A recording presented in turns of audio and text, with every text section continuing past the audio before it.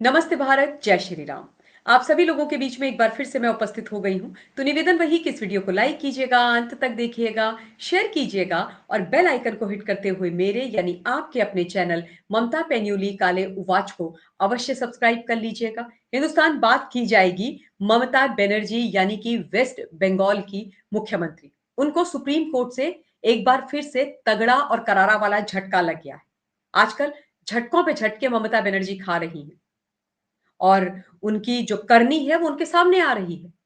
आप सबने देखा कि किस प्रकार से ममता बनर्जी ने ईडी के सामने जा करके ईडी को उनका काम करने से रोका था, जब इन्फोर्समेंट डायरेक्टरेट ने एक 2742 करोड़ रुपए के कोयला घोटाले के संबंध में आईपैक के ऊपर और उसके जो मालिक हैं प्रतीक जैन, उनके घर पर रेड मारी थी। सर्च ऑपरेशन वो कर रहे थे, तब ममता बनर्जी दंदनाते हुए आईपैक के दफ्तर में प्रतीक जैन के घर में पहुंची और वहां से ये हरे रंग की फाइल और बहुत सारे जो इलेक्ट्रॉनिक डिवाइसेस है उनको उठा के लेकर के आ गई।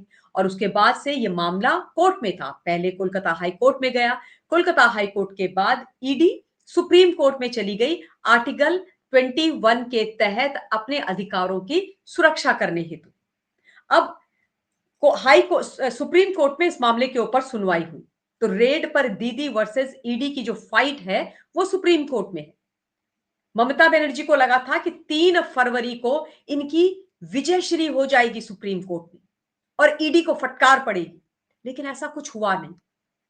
हुआ ये कि ममता बनर्जी के हाथ निराशा लगी। ममता बनर्जी, जिनको ऐसा लगता है कि वो बंगाल के अंदर कानून अपने हाथ में ले सकती हैं, कुछ भी अराजक और इलीगल कार्य कर सकती हैं और उनको कोई सजा नहीं मिलेगी। उनको ये लगता है कि मां माटी मानुष की बात करके अब सत्ता तो उन्होंने ले ली है, तो बस अब जनता तो बेचारी मूर्ख बन गई। अब इनकी मैं भाग्य विधाता हूं, मैं अपनी राजनीति चलाऊंगी जिस हिसाब से भी चलाना है। और अगर भ्रष्टाचारियों के खिलाफ ईडी या कोई भी एजेंसी काम करेगी तो भाई हम उन पर पथराव करा देंगे, जो अधिकारी हैं उनका सर फुड़वा देंगे, उनके रास्ते ब्लॉक कर देंगे, उनकी जहां पर रेड्स हो रही होंगी वहां पर दंदन आते हुए अपने डीजी अपने पुलिस कमिश्नर के साथ घुस के सारे जो अहम सबूत होते हैं उनको उठा करके ले आएंगे। लेकिन ऐसा होता नहीं है। सुप्रीम कोर्ट में जब सुनवाई हुई 3 फरवरी को, तो फिर से महत्वपूर्ण बातें वहां निकल करके आई। सबसे पहली हास्यास्पद बात तो मैं आपको यह बताती हूं कि पिछली जो सुप्रीम कोर्ट में सुनवाई हुई थी उसमें एससी ने ममता बनर्जी को, टीएमसी को नोटिस जारी किया था और उस नोटिस में यह बोला था कि भाई आप इन इन चीजों पर जवाब दीजिए। अब जवाबी हलफनामा जो उन्होंने दर्ज किया है, ममता बनर्जी ने सुप्रीम कोर्ट के अंदर दर्ज किया है, उसमें उन्होंने बड़ी फनी फनी चीजें लिखी।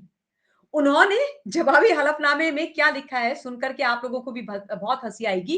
उन्होंने ईडी पर आरोप लगाए और बोला कि ईडी किसी तलाशी वलाशी के मकसद से वहां नहीं आई थी आईपैक में और प्रतीक जैन के घर में।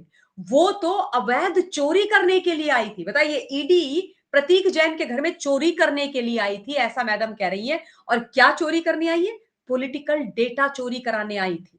पॉलिटिकल डेटा जो टीएमसी का है, जो जिसमें टीएमसी के जो कैंडिडेट्स हैं उनकी जो लिस्ट है नामों की, उसको चुराने ईडी आई थी। मतलब मैंने ये जब पढ़ा तो मैं सर पकड़ के बैठ गई।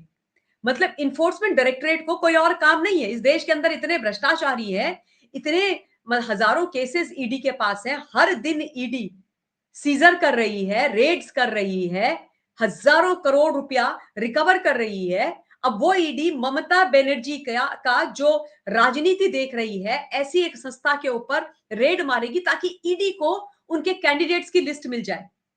मतलब गजब का 2 रुपए वाला हलफनामा था ये। माफ कीजिए ममता बनर्जी, बोलना पड़ रहा है। भाई, कौन से पॉलिटिकल पार्टी में कौन से कैंडिडेट चुनाव लड़ रहे हैं, ये जानना कौन सा रॉकेट साइंस है? ये कौन सा रॉकेट साइंस है अगर किसी को जानना ही है तो? ये तो ऐसे ही पता चल जाता है। और ईडी कोई पॉलिटिकल पार्टी है जो आपके कैंडिडेट्स की लिस्ट निकाल करके आएगी? क्यों आपका कैंडिडेट्स की लिस्ट निकाल करके ईडी आएगी भाई? 2742 करोड़ रुपए के कोयला घोटाले का आईपैक से सीधा सीधा संबंध है। ये ऑलरेडी ईडी बता चुकी है कि भाई 20 करोड़ रुपए ये जो कोयले घोटाले से प्रोसीड्स ऑफ क्राइम अर्जित की गई थी, उसी के 20 करोड़ रुपए आईपैक को गए हैं हवाला के माध्यम से। समझ गए ना आप? और वो ईडी के पास उसके पुख्ता सबूत है और उसी को वो जांच रहे हैं और इसी से दीदी बौखला गई। तो भाई जब इन्होंने ये अर्थ के अनर्थ वाला जवाब दिया तो obviously solicitor general Tushar Mehta ने भी ये बोला कि भाई ये जो इन्होंने लिखा है जवाब ये आज ही हमें मिला है, हमें भी इसको जानना समझना है, तो हमें जानने समझने दीजिए, उसके बाद हम बताएंगे कि आगे हम क्या करना चाहते हैं। तो फिर सुप्रीम कोर्ट ने बोला बात बिल्कुल सही है साहब। तो ये जो पूरे का पूरा मामला है उसको 10 फरवरी को नेक्स्ट डेट दे करके टाल दिया गया। अब इस मामले में जो सुनवाई होगी सुप्रीम कोर्ट में वो 10 फरवरी को होगी। दीदी के हाथ निराशा लगी, खाली हाथ ये लौटी हैं आईपैक और प्रतीक जैन वाले मामले में सुप्रीम कोर्ट के दरवाजे से। सीएम ममता बनर्जी इस मामले में आरोपी हैं और उन्होंने डीजीपी की मिलीभगत से सबूतों की चोरी की। अगर बंगाल में किसी एफआईआर की जांच होती है तो कुछ नहीं होगा, इसलिए इस मामले में सीबीआई जांच की जरूरत है। ये एएसजी जो एसवी राजू हैं उन्होंने बोला था, ईडी के ये वकील।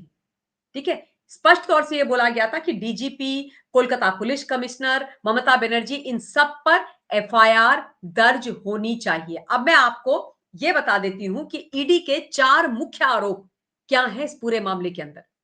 तो सबसे पहला जो आरोप है वो है रेड के दौरान बंगाल सरकार और पुलिस ने जांच में रुकावट डाली। ये ममता बनर्जी अंदर घुस गई है ना, दंदनाती हुई, उसकी सारी जो फुटेज है वो हमने देखी। सीएम ममता अपने साथ कई सबूत और इलेक्ट्रॉनिक डिवाइसेस वहां से लेकर के चली गई। ये भी हम सब लोगों ने देखा क्योंकि दीदी ने बकायदा उसके बाद मीडिया को दो दो माइक पकड़ करके एड्रेस किया था। तो फाइल वाइल हमने देखी थी, इन्होंने खुद ही बोला कि मैं हार्ड डिस्क भी लेकर के आई हूं। उसके बाद तीसरा क्या है, ईडी को दस्तावेज जब्त करने से रोका गया, पुलिस ने मदद नहीं की। दस्तावेज जब्त करने के लिए ईडी को रोका गया इनके द्वारा। ठीक है, बंगाल पुलिस ने जांच एजेंसी की टीम को घेरा और उन्हें धमकाया। धमकाया है पुलिस ने ईडी को, जबकि पुलिस को ईडी का साथ देना चाहिए था। और जो भ्रष्टाचारी हैं जिनको 20 करोड़ रुपया न्योछावर मिला है प्रोसीड्स ऑफ क्राइम में, उनके खिलाफ एक्शन लेना चाहिए था, पर यहां पर उल्टी गंगा बह गई। ममता बनर्जी की पुलिस ने खाकी के साथ गलत करते हुए खाकी को ताक में रख करके एज अ पॉलिटिकल पार्टी और ममता बनर्जी के कार्यकर्ता के तौर पर काम किया और ईडी को ही रोक डाला। और बाय द वे ईडी के जो वहां पर अधिकारी थे, मात्र 3 अधिकारी थे उस समय वहां पर, उनको केवल डांटा और धमकाया नहीं, उनके फोन भी छीन लिए। तो उसके बाद ईडी की जो मांगे थी, वो 4 जो मांगे थी वो भी मैं आपको बताती हूं। उन्होंने बोला था ममता बनर्जी के खिलाफ एफआईआर और उसके अलावा बंगाल डीजीपी का निलंबन, मामले की सीबीआई जांच और ईडी के खिलाफ एफआईआर पर रोक। ये 4 उनकी मांगे थी और ये इन मांगों के लिए ऑब्वियसली ईडी के खिलाफ जो एफआईआर पर रोक लगानी थी वो इमीडिएटली हो गई थी। ये बोला गया था कि भाई ईडी पर ये एफआईआर अभी आप नहीं कर सकते। और बहुत गुस्सा हो गए थे ये, क्योंकि इनको मुंह की खानी पड़ गई थी, इनकी करारी हार हो गई थी, तो बड़े नाराज हो गए। और अब 10 फरवरी को भी अगर इनको ये लग रहा है कि इनके जो ये गोरख काले धंधे हैं आईपैक के और ये प्रतीक जैन एंड गैंग के, ये जो कोयला घोटाला इन्होंने किया है उसमें इनको राहत मिल जाएगी, तो इनको कोई भी किसी भी प्रकार की राहत मिलती हुई नहीं दिखाई दे रही है।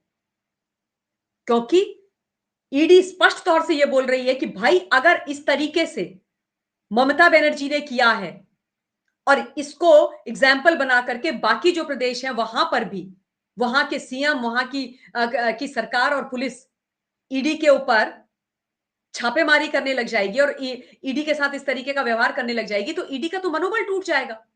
ईडी काम कैसे करेगी? भ्रष्टाचारियों के खिलाफ एक्शन कैसे करोगे भाई? कर ही नहीं पाओगे। तो ईडी या कोई भी एजेंसी अपना काम कर सके उसके लिए इस समय जो ममता बनर्जी उनकी पुलिस ने किया है उनको सजा मिलना बहुत आवश्यक है, ताकि आगे से पूरे भारतवर्ष के अंदर कोई इस प्रकार की हरकत ना करे। वरना तो मजाक बन जाएगा ना, माहौल बन जाएगा। भ्रष्टाचार करो, चोरी करो, चकारी करो, हजारों करोड़ रुपए का गबन कर दो, और जब आपके ऊपर ईडी सीबीआई इन्वेस्टिगेशन करने आए तो इस तरीके की हरकत करो और उसके बाद आपको कोई सजा भी ना मिले, तो भाई फिर तो ये तो अंधेर नगरी चौपट राजा हो जाएगा और वो तो नहीं हो सकता है ना। तो इसलिए अभी जो ये मामला है ये बड़े ही महत्वपूर्ण निर्णायक मोड़ में है। 10 फरवरी को क्या होता है सुप्रीम कोर्ट में, ये देखने वाली बात होगी। उस दिन भी जो कुछ भी अपडेट आएगी मैं आप लोगों के बीच में रखूंगी। इस समय इस वीडियो के लिए इतना ही। बहुत बहुत धन्यवाद। जय हिंद।